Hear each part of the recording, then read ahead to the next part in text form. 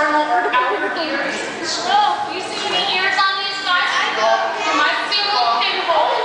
Now take a look at the seals that are going over to the window there.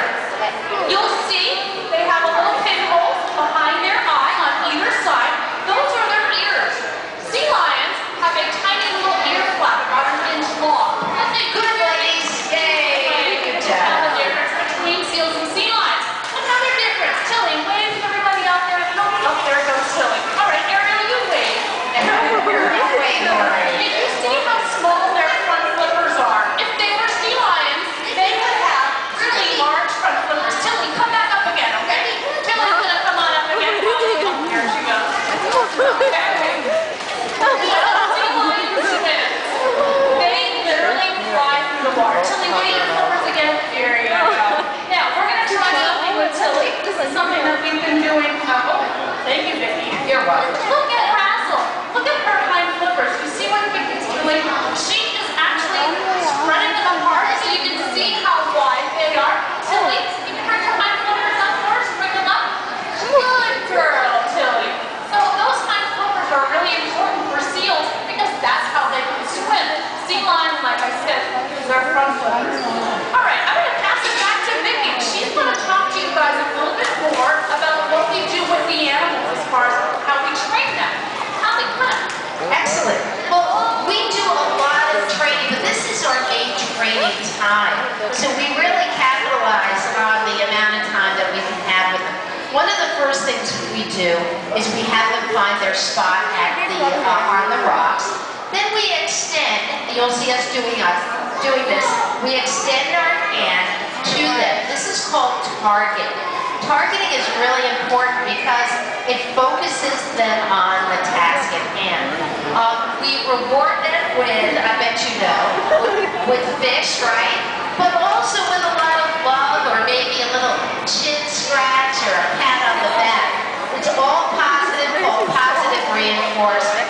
The next thing we do after the targeting, we can have them target not only our hand, but a pole or maybe each other. If you have a camera, give this shot right here. Ready?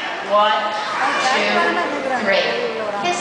Oh, good. Let's give them a clap. That was nice. Good job. Now, as you saw just a moment ago, they can even target the window.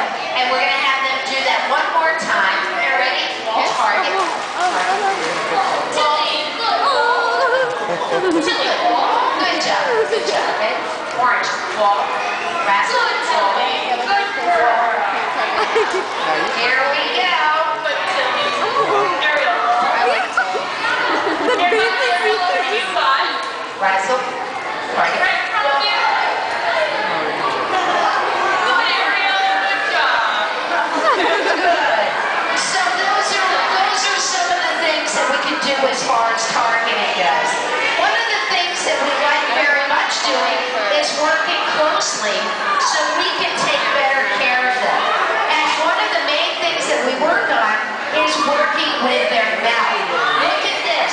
Watch how Liz, who has a super special relationship with Polly and myself, watch us put our hands in their mouth. We can even brush their teeth. Another thing we can do too is work with their eyes. Many of the animals have eye issues. They might have cataracts. They might have maybe conjunctivitis. So Susie especially tends to use her whiskers a lot for seeing, so she has issues. Now if you watch Liz, Liz is actually going to put eye drops into, there you go. Yeah, perfect. Oh, yeah, there you go. Into their eyes. They have to keep it open until she says the word good. Good means fish. You've done a great job right then and there. It's a moment in time. May I borrow your mirror for a moment? So sorry. Thank you. No worries. So anyhow, that is like clicking a clicker. Good. Open. Open. Nope. Stand by. All right. Let's be a little stubborn. And what's interesting is is that you can use a whistle, you can use a clicker with good means that you've done your job. So there you go. That's it in a nutshell. I think that we have to ask the audience, what do you think the biggest predator of a seal is? What do you think? Go ahead, pick it up, Liz.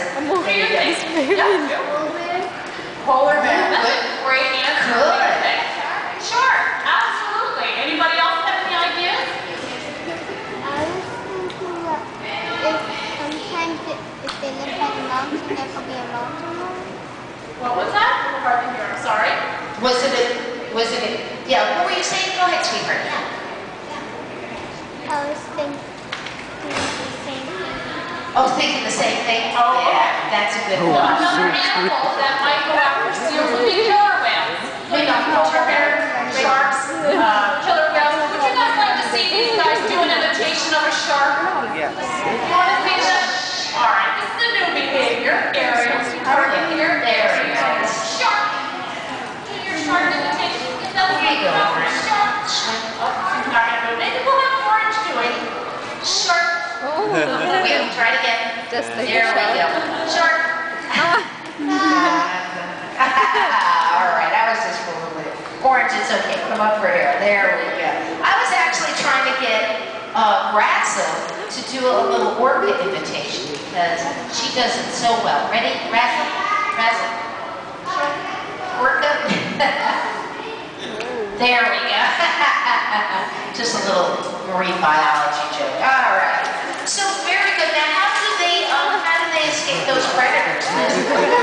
All right, well, take a look at Tilly, who just came back up on the rock. Take a look at Holly right here. You'll see that these guys have a lot of spots on their back. Their back is a lot darker than their bellies. And we're going to see maybe Ariel would like to show us. Ariel, show us how pale your belly is compared to your back. There you go. Nice job, Ariel.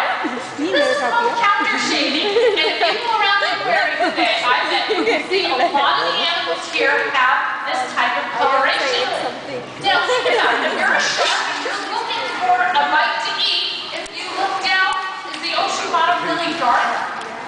Pretty dark. So are their backs. So it blends in. And the reverse. If you are underwater, you look up, the surface is going to be a lot lighter. The paler bellies of these animals blend in with the surface.